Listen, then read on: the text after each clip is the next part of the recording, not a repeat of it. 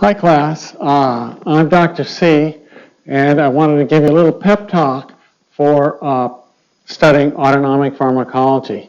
A lot of students have problems, some difficulties understanding autonomic pharmacology, and it's usually one of the first lessons that we give in a pharmacology course. So autonomic pharmacology is all about learning how the nervous system controls bodily functions. Now, the way to study this, and I'll give you a little hint right now, is to understand the physiology, then move to the neurotransmitters and their receptors, and at that point you study the drugs, whether they stimulate or block the receptors involved in the system. So when you study any pharmacology, you're basically studying first the physiology, second the receptors or the drug targets, and third, that's when you start learning the drug names and what they do. But it all ties together because from the physiology, you can predict what a drug is going to do as well as their toxicity. So, autonomic pharmacology is all about the control by the nervous system of the heart, the lungs, the various visceral organs in the body. And there's two sides, and I'm sure you're all aware of the sympathetic and the parasympathetic. The sympathetic being fight or flight, the parasympathetic, people have called it feeding and breeding, but it's essentially a digestive or a slowing down kind of a system. Now, I think if you study this chart behind me is where you're going to get most of the information that you can use in terms of taking that quiz, the second quiz of week 2. And so on one side, we have the parasympathetic, and that controls bodily secretions, urination, it constricts the bronchi, slows the heart down, and on the other hand, the sympathetic, it speeds things up, increases blood pressure, speeds up the heart, and basically prepares the body for physical activity. So let's just think about the heart. Your heart's beating, okay, and we think about what the main nerve going to the sympathetic system is to the heart. And what do we call that nerve? Well, it's the sympathetic. So if your heart's beating and we have signals being sent by the sympathetic system, as that speeds up, the heart starts beating faster. Okay? And then we take the parasympathetic side. Well, what's the main nerve that goes to the heart? Well, does anybody know? Well, it's the vagus, and everybody tends to forget that. But the vagus is the main nerve that basically impacts the heart.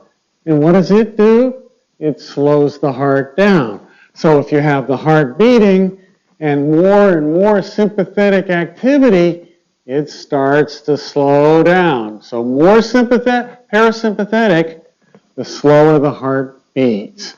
Okay? And so if we know that relationship, basically the sympathetic counteracting the parasympathetic, now we can understand how all of the drugs act.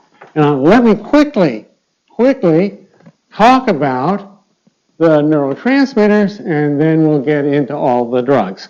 So in this system, there's two neurotransmitters that are important. And in this system, basically you have two connections. One, the nerve comes out from the spinal cord, makes a connection, and then the final nerve, whether it's the vagus or the sympathetic to the heart, makes one connection at the end organ.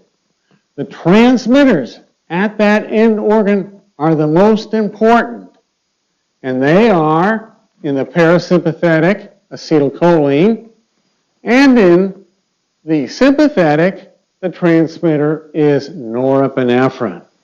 So, the way most drugs work, or many drugs work, is to interact with the receptor of neurotransmitters, in this case being acetylcholine or norepinephrine. Okay, so this is where we start to need to know the receptors. And on the parasympathetic, it's pretty simple. The most important receptor in the parasympathetic is called the muscarinic receptor, or the M receptor. Well, that comes from old-time pharmacology, and it is termed for muscarine, which is found in mushrooms, which is found in poisonous mushrooms, and this basically is a drug that stimulates the parasympathetic, and those receptors were named after that drug. So the most important receptors in the parasympathetic are at the end organ, and in the heart, they're muscarinic receptors, M1 through 7, and we don't need to know the differences. Okay? On the other hand, the sympathetic is a little more complicated, the transmitter being norepinephrine, but we also have epinephrine, which is a hormone that during sympathetic stimulation is released from the adrenal gland, and the receptors are more than just one, like in the parasympathetic. We have ones that are called alpha and beta. There's two kinds of alpha and two kinds of beta. The alpha 1, stimulates vasoconstriction. Alpha 2 is a feedback receptor that lowers sympathetic activity. When there's too much norepinephrine around, it basically slows down the production of the neurotransmitter. So the alpha 2 actually, when you stimulate that receptor, it lowers sympathetic activity. Okay, the beta receptors. Well, we all know about the beta receptors because, one, they're in the heart, and beta 1 stimulation of the heart speeds it up. And then we all know about the beta 2 receptors that are in the lungs, and those cause bronchodilation. So those are the two most important receptors here that we talk about in pharmacology, but there's some other ones we have to remember. Beta 2 dilate the lungs, but they also dilate the blood vessels, and the beta 1 receptors in the kidney stimulates the release of renin, which in turn increases blood pressure. So it gets a little more complicated in the sympathetic system. Okay, so there's 4 kinds of drugs we've got to learn. One that stimulates the parasympathetic, and one that blocks the parasympathetic. It's pretty straightforward. So drugs that stimulate the parasympathetic are called parasympathomimetics, and they're agonists, and they're receptor stimulants. And on the other hand, the drugs that block the parasympathetic are antagonists, and they slow it down, the whole system.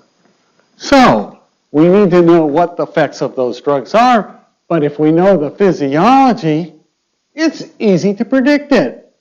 So anything that causes stimulation of the parasympathetic is going to increase the secretion of digestive enzymes, increase secretions, and have those kinds of effect, probably slowing down the heart too. Okay. So if we have a drug that's an agonist or a parasympathomimetic, or one that stimulates the parasympathetic, it's going to cause secretions. Okay? What would be a drug that would block the muscarinic receptors? Like atropine. Well, what would atropine do? Well, we know it's going to dry you up, lower secretions, but why does it stimulate the heart rate? Well, the reason is that it blocks the vagus. And the vagus is a nerve that's always slowing down the heart. And when you take away the vagal influence, the heart speeds up. So that's why when you give atropine, it speeds up the heart, but it's like it's stimulating the heart, but it's really not. It's just blocking the slowing of the heart. And finally, we get to the sympathetic side. And similar to the parasympathetic, we have agonists that stimulate the alpha or beta receptors. And on the other hand, we have antagonists that block the alpha and beta receptors. So we kind of need to know what those drugs do, but it's predictable from knowing what the receptor controls. Okay? Okay, so a parasympathomimetic, typical examples would be epinephrine or norepinephrine. And the difference between those two drugs or their natural occurring substances is the difference in alpha and beta activity of the two drugs. So epinephrine is a strong beta, and we know that beta 1 and beta 2 receptors are involved in the heart. So stimulation of beta 1 in the heart speeds up the heart, and stimulation of beta 2 is going to open up the airways or the bronchioles. So that's what epinephrine does, and that's why it's used in an allergic reaction. Open up the bronchioles, and it's going to increase blood pressure through cardiac stimulation. What about norepinephrine? Norepinephrine is predominantly alpha. So alpha, we know, is vasoconstrictive. And so norepinephrine, on the other hand, constricts blood vessels, increasing blood pressure. And finally, there's one last agonist that we have to talk about, which is the alpha-2 agonist. And remember, the alpha-2 receptor controls the secretion of norepinephrine. And so by stimulating alpha-2 receptors, it lowers norepinephrine levels. And so we've got a very particular different class of drugs that are basically agonists, but they lower norepinephrine levels. And so a typical example would be clonidine, and that lowers norepinephrine, and the reason for its antihypertensive effect is decreasing norepinephrine levels that are used to vasoconstrict. As practicing nurses, you know that clonidine is used for other things like sedation or coming off a addictive drug, and that all has to do with lowering excitability. So clonidine has a number of different uses from its pharmacology. And finally, we've got the antagonists of the adrenergic receptors. So that means we've got beta blockers and alpha blockers. Well, we all know that alpha blockers and beta blockers are antihypertensive agents, aren't they? But they're antihypertensive for different reasons. Okay, so let's talk about alpha blockers. Well, the main transmitter in blood vessels is norepinephrine, and that causes vasoconstriction. And so when you use an alpha blocker, it relaxes the blood vessels by blocking norepinephrine. But we also know that beta blockers are very good antihypertensive agents. And the question is, well, why do they lower blood pressure?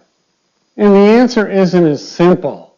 One is they, sure, at a high dose, they can slow the heart, decreasing cardiac output, but we don't want to do that in many of our patients. We don't want their heart to go bradycardic.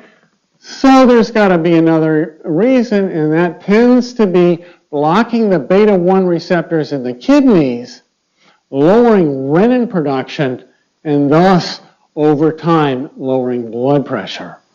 Okay? So, just examples of first, in pharmacology, first understanding the physiology, then understanding the drug targets or the receptors, and then we start learning the drug. So I emphasize that you need, when you study autonomics, is to start with the control of visceral organ function at the level of the sympathetic and parasympathetic, And that leads you straight to the action of the drugs if you know the receptors.